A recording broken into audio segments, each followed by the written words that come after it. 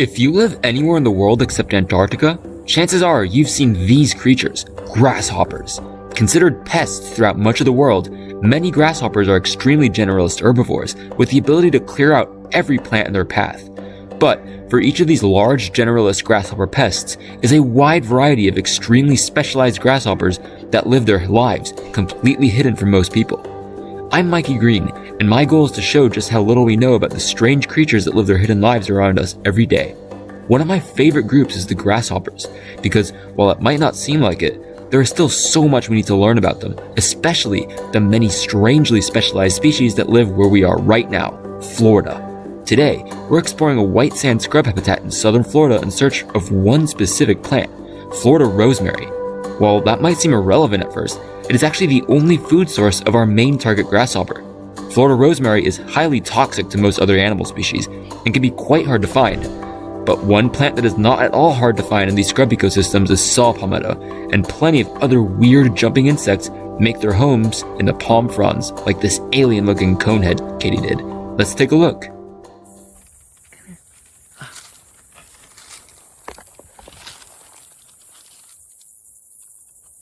There we go. Yes! Check this out.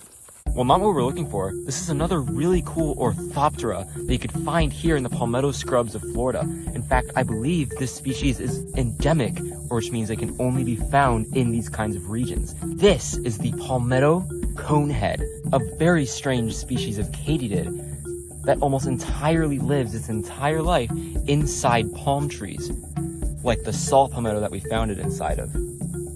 These are very strange in the fact that they are completely flightless, and the males have these tiny little wings that they only use to make sounds, and that's it. Now you might be wondering why this katydid is called a conehead. Well, if you look from a bottom view of the head, there's this cone that protrudes from between the eyes. Now there's a whole subfamily of katydids that have this trait, and a lot of times different species of coneheads, the best way to tell them apart is by the shape of the cone. This species has a very long and sharp cone. However, members of this genus Bellocephalus, are very distinctive in the fact that unlike most other coneheads, they're very stocky-bodied and completely flightless. And this one being found in a palmetto scrub environment inside a palmetto tree, as well as that distinctive long cone, is how I was able to tell this was my lifer palmetto conehead. This is a beautiful species that I have never seen before. It's time to let this one go so we can keep looking for our main target grasshopper. That conehead was certainly cool, but it is definitely not what we're out on this adventure looking for. Not far from this palmetto, though, is a large grove of Florida rosemary, which is a great sign in our search for this rare grasshopper. The way we look for this species is by passing our hand through the leaves of this rosemary, looking for any hopping movements in between the branches, and soon enough, we finally found what we were out here looking for. Let's try and catch some and get them up close to the camera and learn about this amazing species. There is a rosemary grasshopper right there. It is a female, a pretty big one, and it is missing a leg. So I'm gonna try not to hurt it too much, but I might be able to make... Yes! Yes! Finally! An adult rosemary grasshopper. This right here is exactly what we came out here into these palmetto and rosemary scrubs here in South Florida on search for. This is the elusive and rarely seen rosemary grasshopper, a species that I have been looking for years.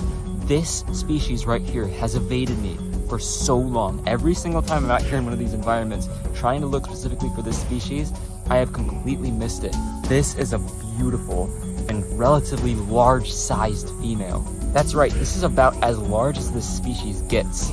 Weirdly enough, this is a member of the bird grasshopper group, which are usually these absolutely massive grasshoppers.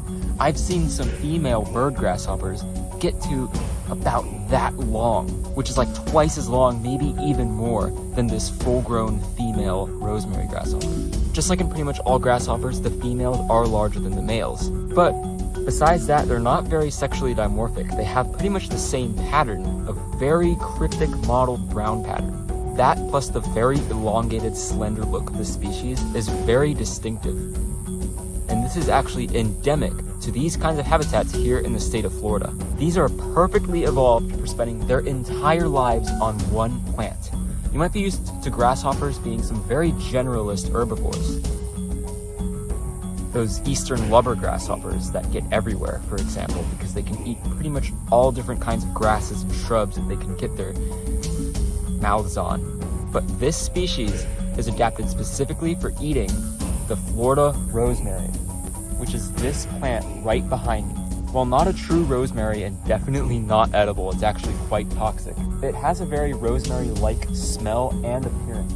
And this plant is endemic to these scrub and sandhill habitats in the southeastern United States and mostly concentrated in central Florida. This species is one of very few animals that can actually survive eating the leaves of that plant because they're quite toxic. So you're not going to want to eat this rosemary grasshopper. The nymphs are extremely hard to spot unless you see them moving in these leaves. Meanwhile, the adults have the exact same pattern of the bark of these rosemary plants. So usually, while you'll see the nymphs concentrated on the leaves, eating the leaves, you will mostly see the adults concentrated on the stem of these rosemary plants. They're super distinctive, but because of their extremely limited habitat preference and how hard they are to find, not very many people have ever seen or even heard of this absolutely unique species of grasshopper. And that is why I'm showing it to you guys today, is that it just really shows how little we really know about what goes on around us, even if it's one of the world's most unique species of grasshoppers. All right, I think we can let this absolutely gorgeous rosemary grasshopper go. We've had a great day of grasshopper watching out here in the Florida scrub. They are just so cool.